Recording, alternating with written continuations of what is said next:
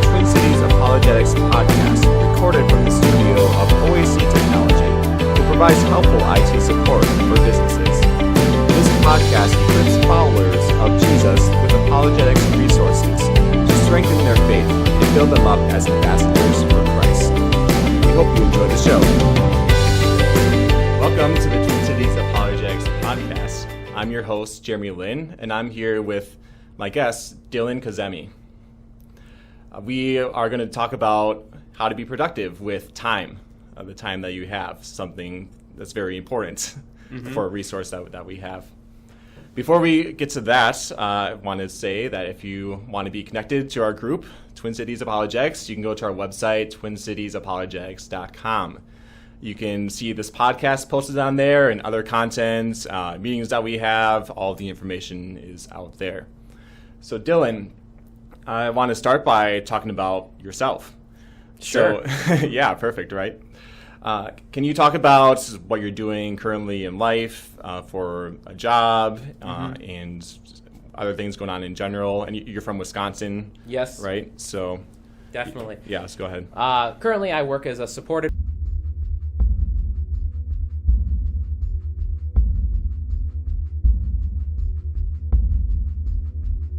I'm managing a satellite office in the Green Bay, Wisconsin area, train a few of our associates on how to service their clients. I'm also working a little bit throughout central Wisconsin. I bounce back and forth a bit. Married, have a toddler. I've known Jeremy since college. He actually stood in my wedding. So it's always great to be able to see him. Yeah, and we had a lunch today before this, had good conversation, many things to catch up on, so glad we had that opportunity. Yeah, very cool. All right, and for your job, what do you do for that? I meet with clients. I teach them the basics of how money works, make sure they have a full financial education, because most of us aren't taught how to use money wisely in school. And most of us, our parents don't know how to use money wisely, so we just have to figure things out on our own. And statistically, most people have not figured that out. So a lot of what we do is help bridge that knowledge gap and then put into place a plan and help them implement it and make sure it follows through. Like I said, I work with clients in addition to training some of our younger, less experienced advisors how to service their clients. Perfect. Very cool. All right. Can you also get into your spiritual background for us a little bit? What brings you to the point where you're at currently from a spiritual standpoint? Definitely. So I was raised in a church-going family. I say that very intentionally because every Sunday, without fail, we were there, butts in chairs. But I didn't really understand a whole lot of what was going on. I could regurgitate a lot of messages and a lot of Bible stories, but I didn't understand really what it meant, what the significance was. Then when I was 12 years old, I was actually reading the Left Behind series. A family friend got that for me for my birthday. And that was when things really clicked. And I remember very vividly sitting in the back seat of my parents' car. We were driving somewhere. And I was reading the book, and I just realized, wow, I need something that I don't have right now. And I remember praying for Jesus to come into my life. And after that point, I didn't really know what to do with it. Everyone at my church and my family, we just assumed that I knew what was going on, that I had a good grasp, but I didn't.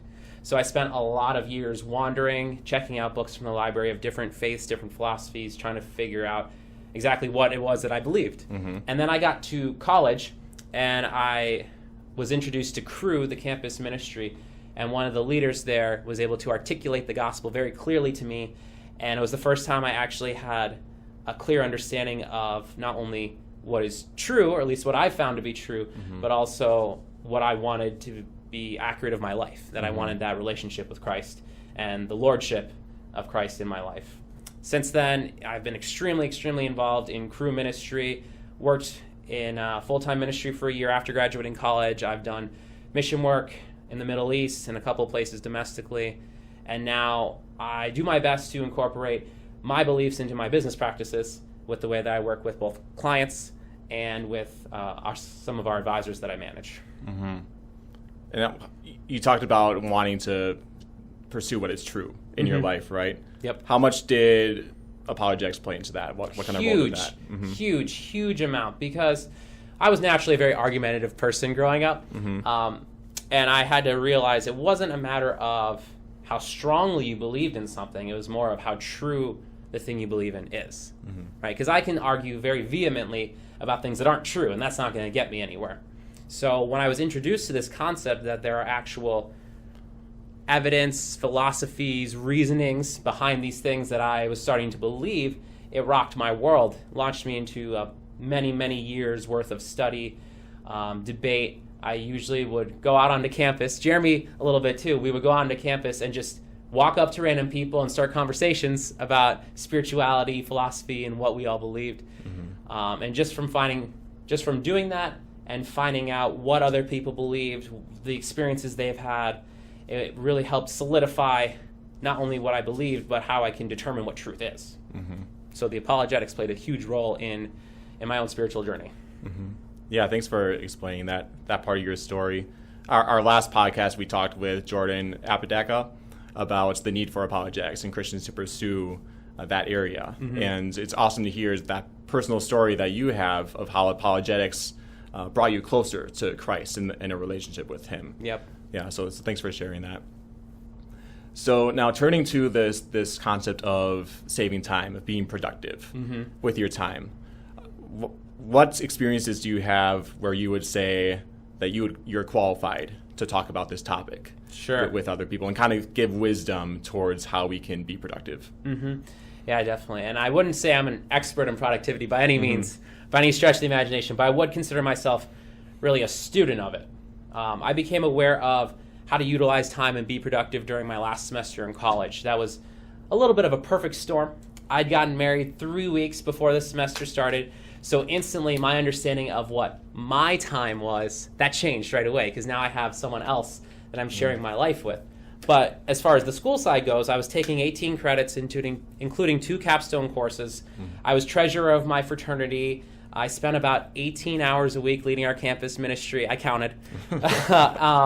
And additionally, towards the end of the semester, I started raising support to do that full year of ministry work. So it was very, very busy. There were a lot of demands on me from a lot of different areas. All of that in addition to learning, how do I become a husband, right? How do I incorporate this into my life and have my own spiritual life not just fall into blazes, right? How do I make sure my own walk doesn't suffer? Right. So all that to say, at no point during the semester did I become burned out or miss out on a responsibility or let people down. And that's because I became very ruthless with how I was managing my time. If you ask anyone who was around me at that point, they would have told you, I always had a day planner that was about this thick. Each day had 2 pages, right? And you could see me writing in that all day long. I would highlight things, and it was it was a good tool for me to use to make sure things were going well, But since then, I've been continuing learning, how do I be more productive? How do I make sure I'm putting things into practice? There's peaks and valleys. Sometimes are a lot easier than others. And now with a toddler, with a demanding career, this idea of productivity is really, really important for me to be putting to practice. Yeah, that's a lot of things going on in your life at that point in your life, and still continuing on today. Right, I'm sure. Yeah, very cool. Well, people might be watching this saying, like, that's cool, you're able to be productive in your work and in parenting, but how does this relate to apologetics? Because that's what we're here for our podcast, Twin Cities Apologetics. Yeah. So how would you say this concept of being productive with the time that we have relates to apologetics or making a case for Christianity? Yeah. I would say it's really a matter of putting your money where your mouth is. So I personally believe, and you can call it the Protestant work ethic or whatever you want, but I think that Christians should be the most productive members of any society. In Scripture, there's a theme of believers pursuing excellence in everything that they do.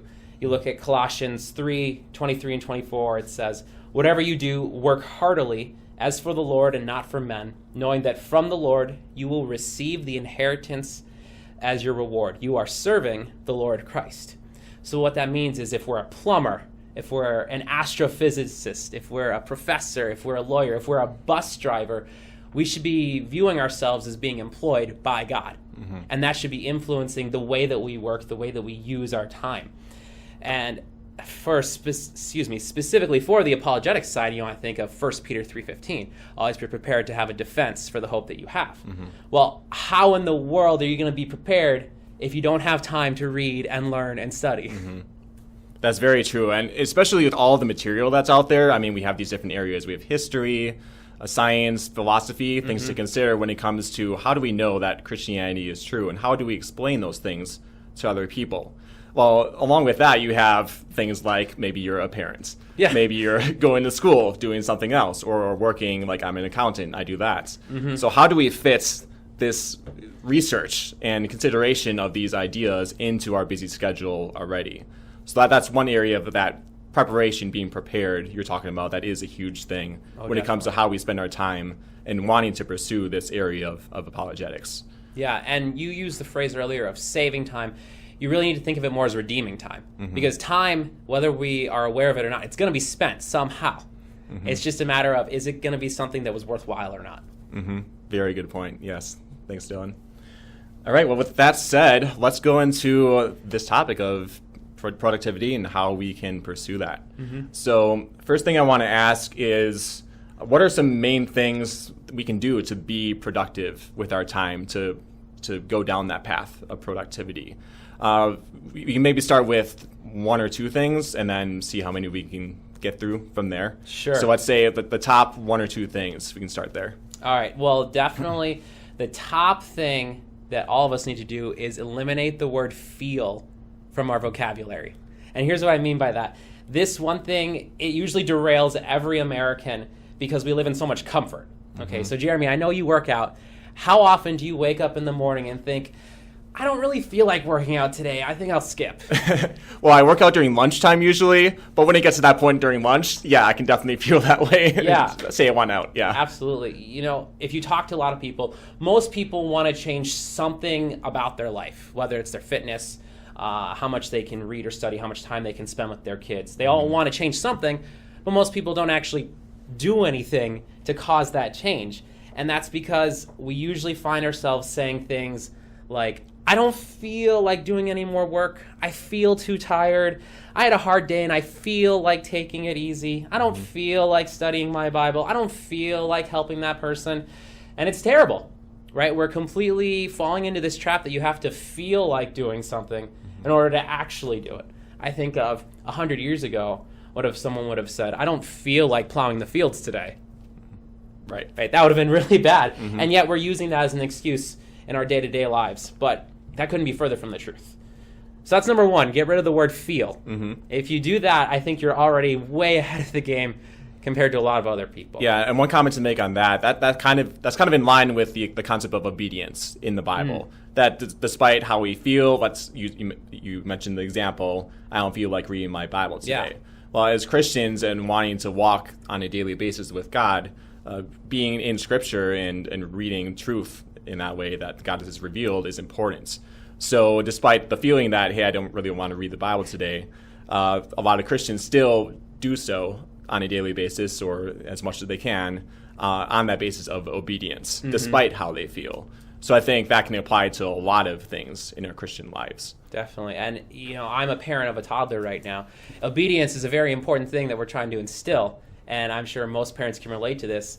Your child does not feel like doing anything that you want them to do. And you have to instill this value that it's not about your feelings. There is an obedience factor that has to be taken into account. Right. Okay, so you want to go on to the next thing? Yeah. So the number two thing, if you want to be more productive with your time, is stop playing so much. This one is really going to sting because of the culture we live in. And John Piper, love the guy, he has a great description of this. He said, more and more and more, America is a nation given over to play.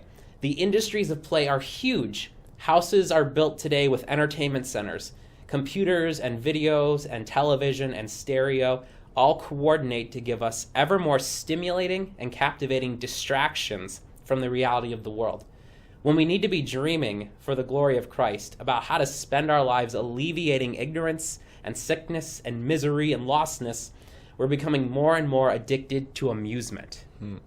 So there's these two competing worlds. One world that says we need to be self-sacrificing and putting others' needs before our own. And this other notion that says you need to be comforted. You need to only do things you feel like doing. You have to enjoy yourself, right? When I think of some of the changes I've made in my life to be more productive, almost all of them involve entertainment, specifically getting rid of it, right? When you're really crunched for time, let's say you have a big deadline at work. You mentioned you were just finishing a big project, right, and it was pretty stressful. Or the kids are being a challenge. You don't know how you're going to get everything done. What's the thing you usually get rid of first?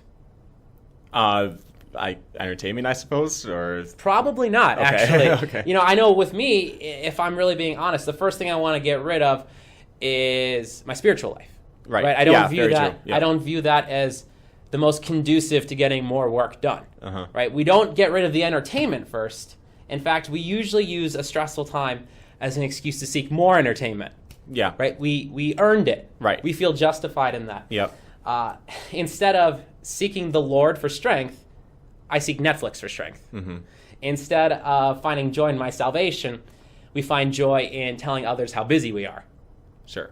And so the second thing is making sure you have to stop playing so much, because that's going to derail you faster than anything else.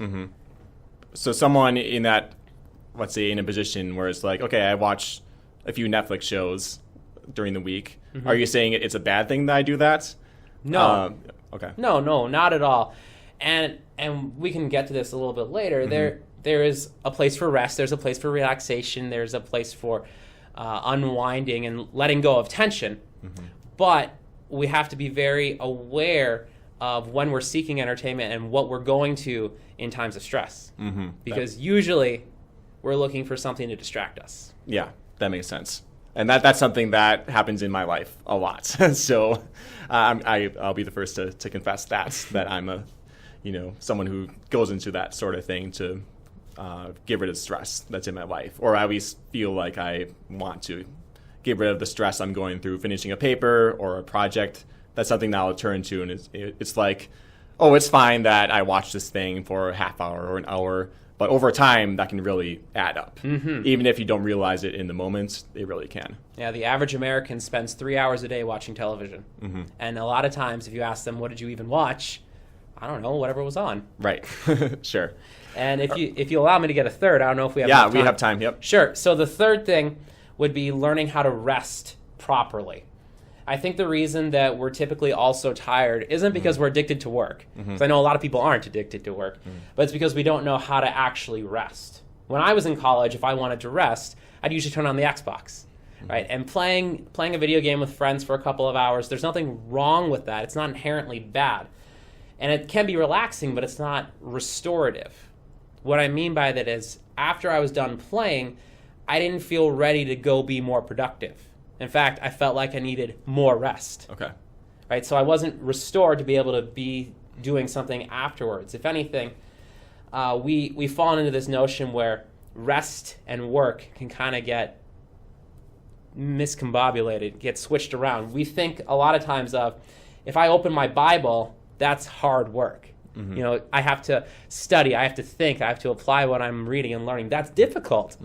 In fact, that's completely contrary to what Jesus would say, and come to me, all you who are weary and burdened, and I will give you rest. So you're saying that the things that we think will give us rest really don't. A lot of times that's true, right? True rest restores you and prepares you for another day's work.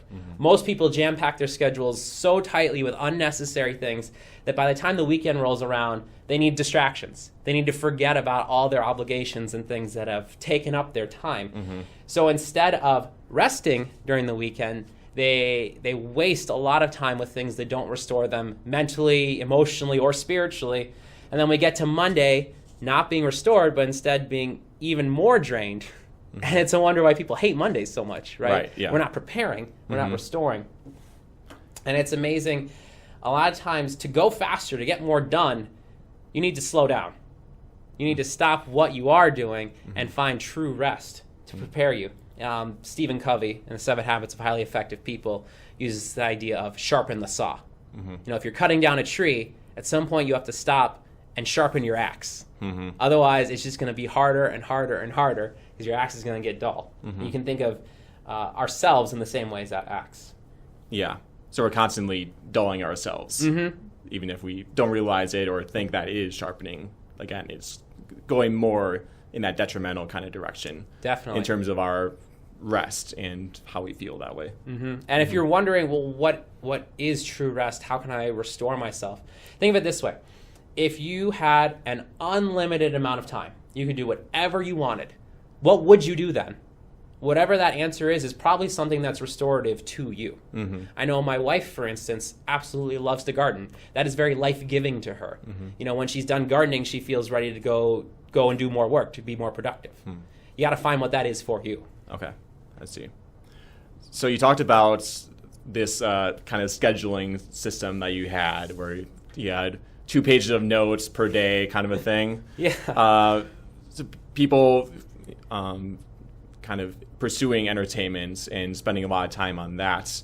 I'm thinking maybe there's a way where that kind of scheduling process could help someone in that position of scheduling things that, let's say, are important to them over something like entertainment.